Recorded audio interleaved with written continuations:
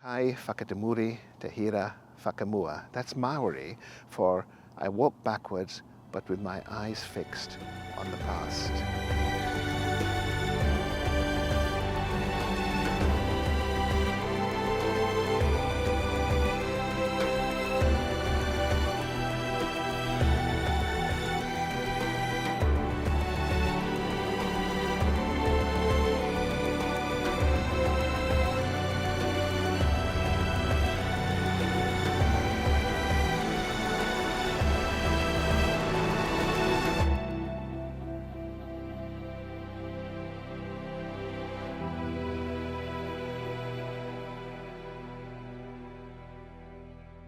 Hello, my name is Nakib Narat. I'm an actor and a writer, and this film is about how people of Manchester, Mancunianity, are coming to terms with climate change and reconnecting with nature. And that's exactly what I'm doing, reconnecting with nature in Oswald Road Pocket Park. In my film, we meet amazing people who are volunteering, campaigning, clearing and planting to reclaim natural space, allowing nature to regenerate, giving us cleaner air, more wildlife and less flooding, from rewilding eco-warriors to retirees and children working in the Great British allotments and community gardens like this. Pocket Park sprung up after the terrible bombing of World War II, when entire city centres were pockmarked with the bomb blasts. They helped to shape local identity, to overcome social isolation and create a sense of belonging, somewhere to come together and enjoy each other's company.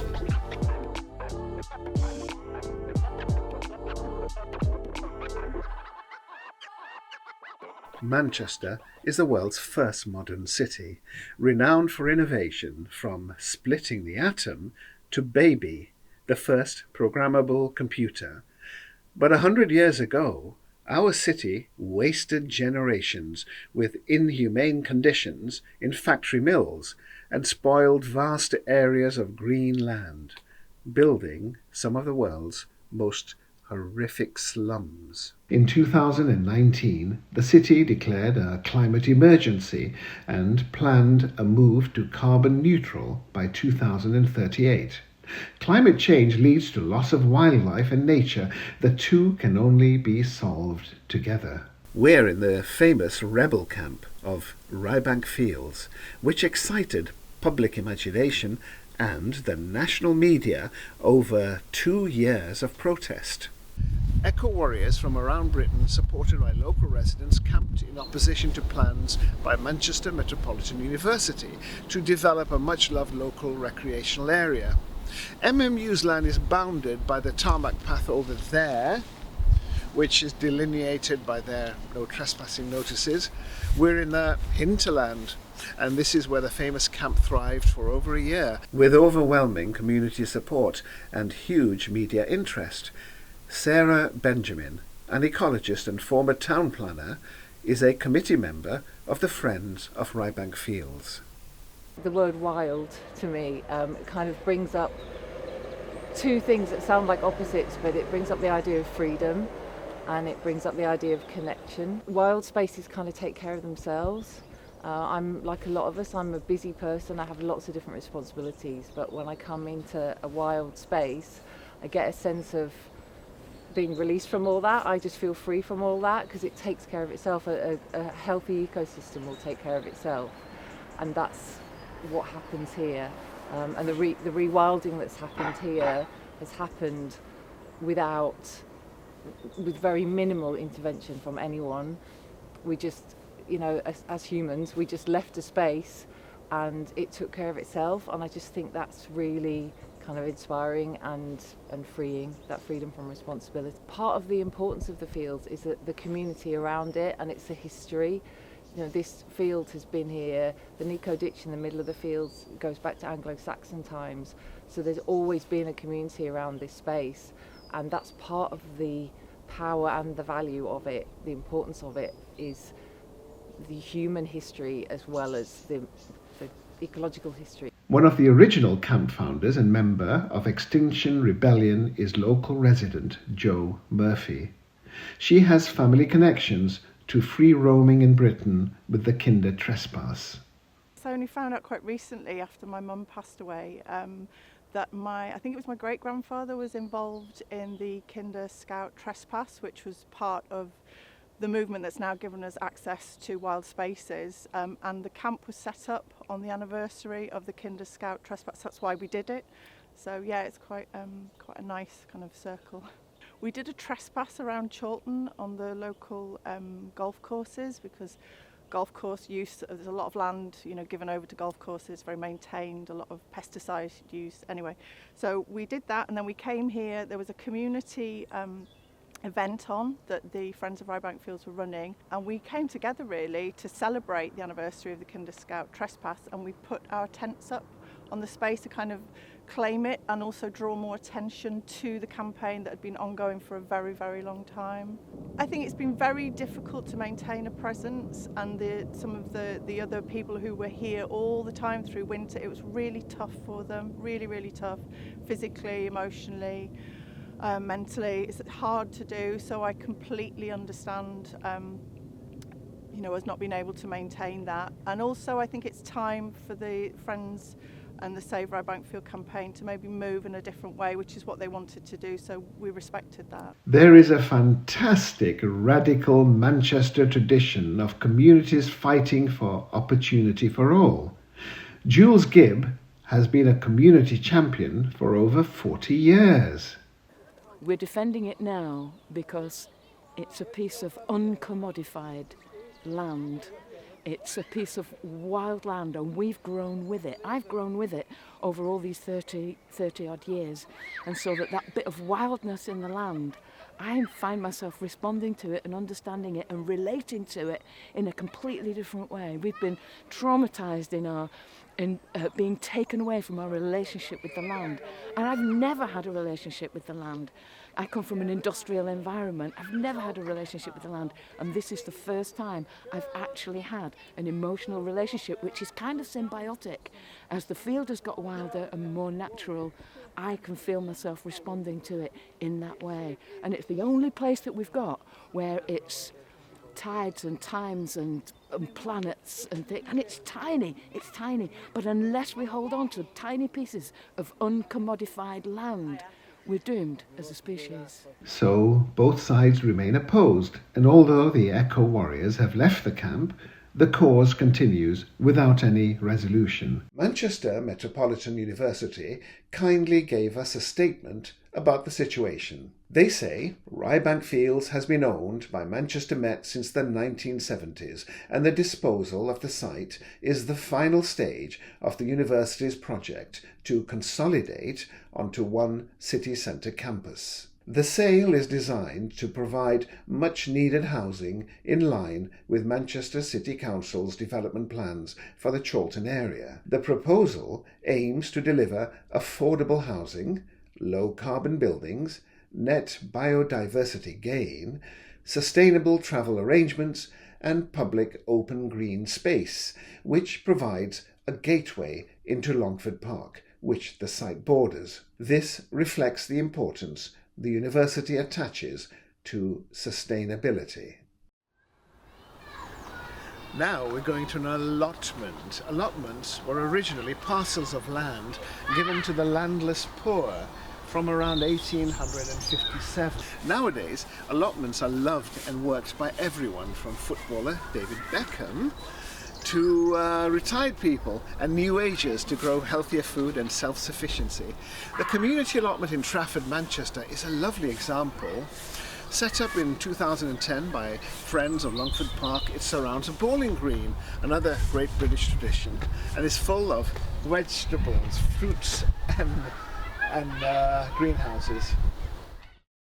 Local councils had to provide allotments since 1907, with a huge increase during the First and Second World Wars, when shipping was blocked and food could not be imported. The famous Dig for Victory campaign during the Second World War produced 1.3 million tons of food from nearly 1.5 million allotments. After declining in the 1990s, we've seen an allotment renaissance as concern about global warming and interest in organic food grows. Unfortunately, this great new interest has not been met by an increase in new allotments. There are nearly 180,000 people waiting up to 15 years for a chance to get an allotment. Jill Fraser loves the allotment life.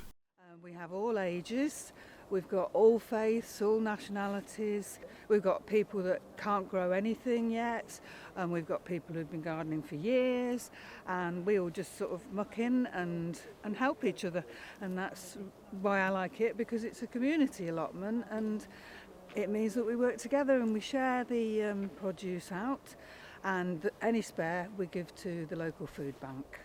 I mean, kids are fascinated when you say, oh, you can eat that. And they say, what is it? What is it? You know, and you say, yeah. I mean, like the flowers on the nasturtium there, they love to just pick one and put it in their mouth. And some of them go, and some of them go, that's quite nice. And they don't realise that the potatoes even come from the ground. Oh, it was a godsend when I retired. Yeah, because then the lockdown happened. And I was going crackers at home. I really was. But coming down here when we could, it's outside, it was fairly safe.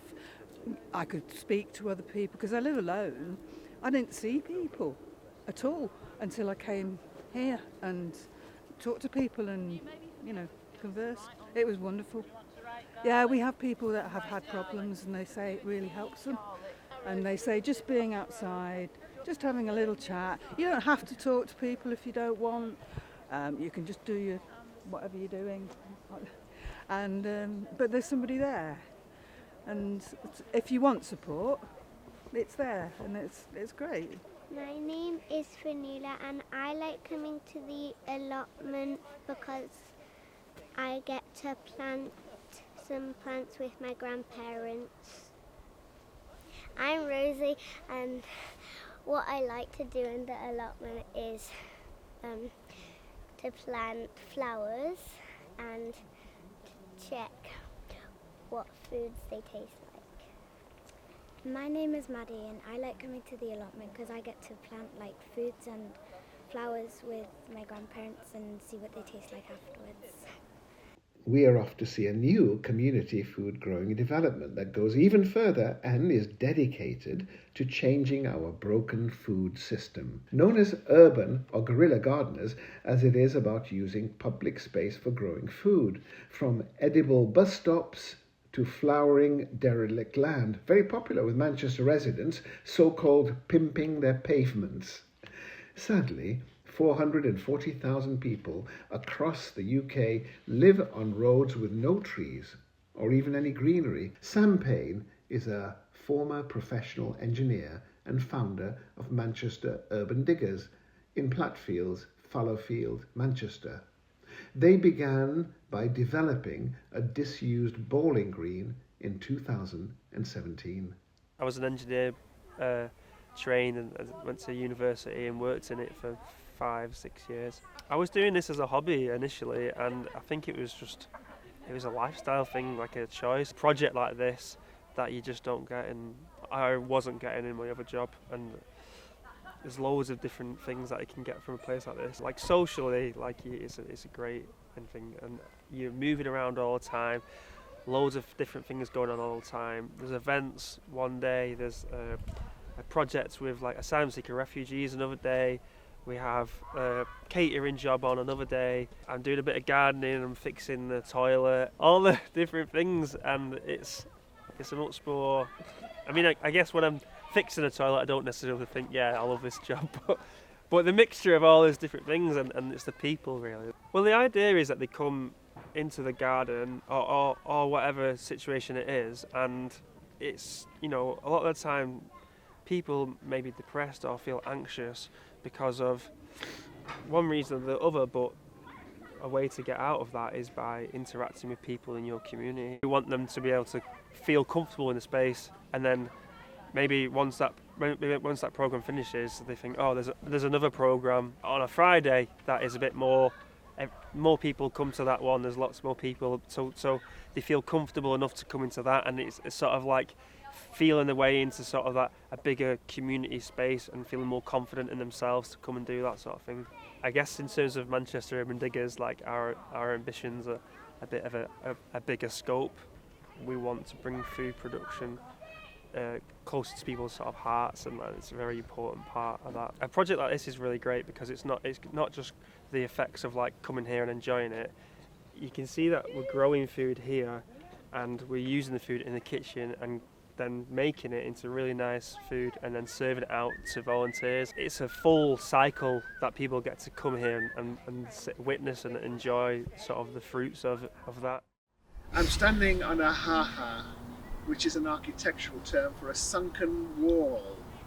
The idea of these ha-has was for the grand families who owned great houses like this to be able to see their rolling acres and not have their sheep and cattle come and invade their private bit of lawn.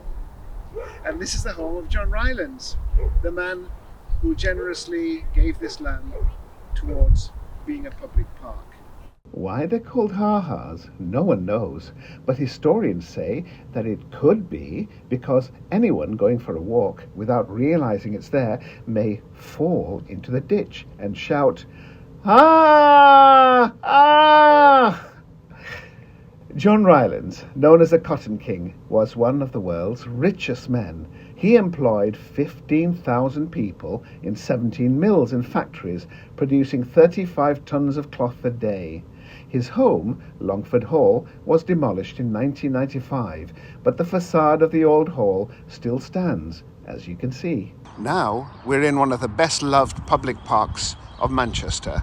This is Longford Park in Trafford. And Longford Park has one of the oldest residents of the city, here for over 200 years. Let's meet him. This is the Red Oak. Although a grand old age, it's part of a very modern experiment called air spading, where pressured air is used to break up compacted soil of centuries and introduce life-giving oxygen and mulches deep into the roots. The organizer, City of Trees, says it changes the consistency and feel of the soil from a solid concrete to a fluffy duvet. Well, hopefully old Red Oak's fluffy duvet will be nice and warm and keep him comfortable for many more years to come. Parks are vital for our health and sanity. During COVID lockdowns, when the many without gardens became trapped in their homes, the government allocated an hour of exercise per day, which meant that crowds were forced to keep ever moving in circular routes around the park, like fish not allowed to stop or sit. But they were hugely important to escape from enclosed homes. One of the founder members of Friends of Longford Park in the year 2000 and a veteran Green Party campaigner, Margaret Westbrook, tells us more about the lovely park. Longford Park originally was the home of John Rylands, who's famous in Manchester for the John Rylands Library. So it was his home for many years in the 90s. And basically it became a park when his third wife, Enriqueta, sold it to the people of Stretford. Stretford people had to decide to pay a little extra on their rates that year in order to buy the park, and they did, and there was big celebrations then. So ever since, it's been the biggest park in Trafford, and we set up Friends around 2000 to celebrate the millennium. And we were involved in festivals and various things happening, and we've got a Friends committee that meets regularly, and we sort of liaise with the council to ensure that things are done and in the park to make it a good place. I love parks myself. Growing up in grim grey post-industrial Blackburn, Lancashire, the occasional outing to the green oases and boating lakes are my happiest memories. We all have our favourite park activity, and to my surprise, I've discovered mine to be walking backwards, which sounds mad, but medical experts recommend it after strokes and muscle injury to strengthen without straining your knees. It's also recommended by psychiatrists to keep your brain agile and help short-term memory. If you forget where you put your keys, walk backwards, and after a while you'll recall where you put them. Probably the most exciting part of it is that you burn 40% more calories with less strain as you engage more and different muscles. Your perspective also changes, you feel calmer, and when you start walking forward again, you feel lighter and move more agilely. It's so incredible, I wrote a poem about it. Hai whakatemuri te hira whakamua. I walk backwards, looking into the future with my eyes fixed on the past. Walking backwards, I retro-see, horizon lift, trees rise to hug me. Each step back, worlds revealed, fractured detail emerges healed. Ineffable, sad, and misery, strange familiar, ache dreamy. Sky tender, silvered reminisce, delivered from mind's abyss. Reverse rhythms unrhyme, hesitate, Gaia, confuse I am, till mastery of retro motion moves with Earth's rotation. All that's past and is to be beats time in steps of clarity.